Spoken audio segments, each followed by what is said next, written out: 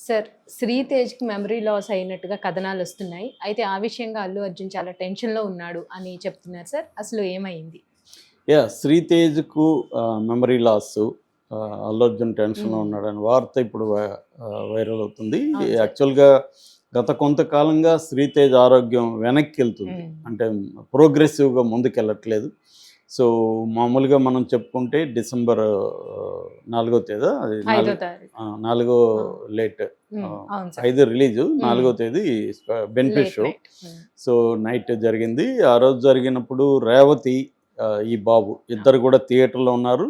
వీళ్ళ husband Bhaskar and పాప హ్మ్. సాన్విక అనుకుంటా. వాళ్ళిద్దరు బయటున్నారు.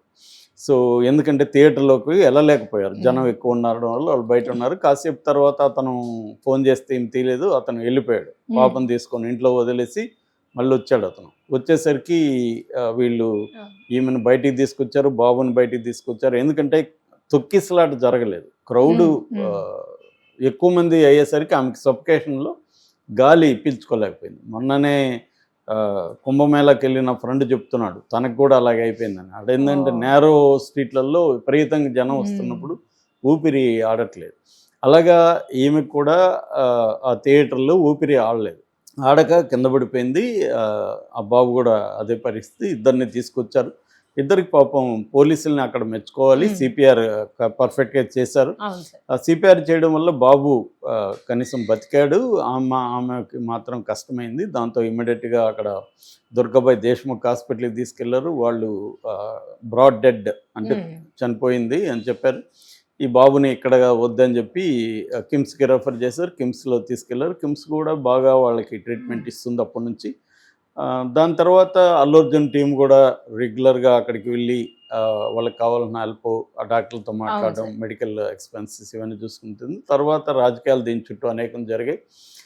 దాని తర్వాత సాక్షాత్తు సీఎం రేవంత్ రెడ్డి అల్లు అర్జున్ మీద, సినిమా ఇండస్ట్రీ మీద ఆయన కక్ష కట్టి చేయడం అనేది కూడా మనకి తెలుసు. సో, దాంతో ఫైనల్‌గా రాజీ కుదిర్చాడు. ఎవరు మన ఆహ్, 'దిల్ 'దిల్ రాజు'. రాజు'. హ్మ్. అవును సార్. ఒక రాజీ కుదిరింది. దాంతో ఆయన కేసు గూడా బెయిల్ గూడా ఆయన హ్మ్. వచ్చింది. రెగ్యులర్ బెయిల్ గూడా వచ్చింది. అలాగా మొత్తానికి అది సర్దుంది. కాకపోతే ఇప్పుడేందంటే ఈ ఈ ఓవరాల్ ఎపిసోడ్‌లో హ్మ్. బాబు ఆరోగ్యం, వాళ్ళకి కాంపెన్సేషను ఇవి చర్చకొచ్చాయి. హ్మ్. నిజానికి అప్పటికే అల్లు అర్జున్ 25,00,000 ప్రకటించాడు. కాకపోతే ఆ డబ్బులు ఇప్పుడే ఇస్తే మళ్ళీ హ్మ్. కేస్‌కి ఇబ్బందవుతుందని లీగల్ అడ్వైజర్. ఎందుకంటే నీ వల్ల ఒక ఫ్యామిలీ చనిపోతే, ఆ ఫ్యామిలీకి డబ్బులిస్తే రేపొద్దున కోర్ట్‌లో ఇన్‌ఫ్లుయెన్స్ చేయడానికి ట్రై అవును సార్. చేస్తాడనేది ఇబ్బందవుతుంది కాబట్టి, అతను హెల్డప్ చేశాడు. మేనేజర్‌లని వాళ్ళని పంపించి చేస్తున్నారు. అయితే ఇతనెళ్ళి అల్లు అర్జున్ గాని ఇమ్మీడియేట్‌గా వెళ్ళి వాళ్ళని ఇది చేసునుంటే ఇదయ్యేది కాదు. మరి అతనికి రాంగ్ అడ్వైజ్ ఇచ్చారా ఏం తెలీదు. సో, ఏదేమైనా అది పవన్ కళ్యాణ్ కూడా అదే చెప్పాడు. పవన్ కళ్యాణ్ చెప్పిన దాంట్లో వాస్తవం ఉంది. హ్మ్. ఏదన్నా మన వల్ల ఒక ప్రమాదం జరిగినప్పుడు హీరో వెళ్ళి మాట్లాడడమా, కనీసం వీడియో కాల్‌లో హ్మ్. మాట్లాడొచ్చు. అవును అట్లాంటి సార్. ఒక అంటే ఇదేమంటే ఆప్టిక్స్ అంటారు. హ్మ్. సమాజానికి ఒక సింబాలిక్ జెస్చర్ చూపించాలి. అది చూపించలేదు అల్లు అర్జున్. పైగా అతను మీడియాతో సారీ అంటే వీడియో తీసి సారీ చెప్పినప్పుడు కూడా ప్రమోషనల్ టీ షర్ట్ ఏసుకోవడం హ్మ్. అదంతా హ్మ్. కూడా ఆహ్, అంటే అబ్‌సీన్ అంటాం. అబ్‌సీన్ అవును అంటే సార్. సీన్‌లో ఉండకూడనివి. ఏ సీ కొన్నిసార్లు సీన్‌లో ఉండకూడనిది హ్మ్. అబ్‌సీన్. హ్మ్. అది రాంగ్ అది. ఎందుకంటే ఒక మహిళ చనిపోయింది నీ వల్ల, ఆ బాబు ఇది ఉన్నాడు. అవును సార్. అది సిన్సియర్ కండోలెన్స్ అనేది సిన్సియర్‌గా ఉండాలి కాదు. ఏదో నేను చెప్పాలి కాబట్టి చెప్పాను. నాకేం సంబంధం అన్నట్టు ఉండదు. నీకు సంబంధం ఉన్నా లేకపోయినా మీ సినిమా నువ్వు పోకపోతే అది జరగదు హ్మ్. కదా అది. నువ్వు పోయిన వల్లే కదా జరిగింది. అవును సార్. ఈ లాజిక్ అయితే ఉంటది. రేపు అవును. కోర్ట్‌లో తేలడం అది వేరే. నువ్వు పోవడం వల్ల జరిగింది. నువ్వు పోకపోతే జరుగుండదు. This is simple. హ్మ్. దీంట్లో మళ్ళీ అనేక విషయాలుంటాయి. అది వేరే విషయం. సో, అట్లాంటప్పుడు తను ఓన్ చేసుకొని చెప్పి ఇది ఉండుంటే ఇంత దారికొచ్చేది హ్మ్. కాదు. అదే అతను కూడా తప్పు చేశాడు. దాని తర్వాత దాన్ని ఇది చేశారు, పెంట చేశారు. అప్పుడైనా ఈయన ఆహ్, సైలెంట్‌గా ఉండిపోయిండు. ఇతను మేబీ సిట్యుయేషన్‌ని అసెస్ చేయడంలో ఫెయిల్యూర్ అయ్యుంటారు.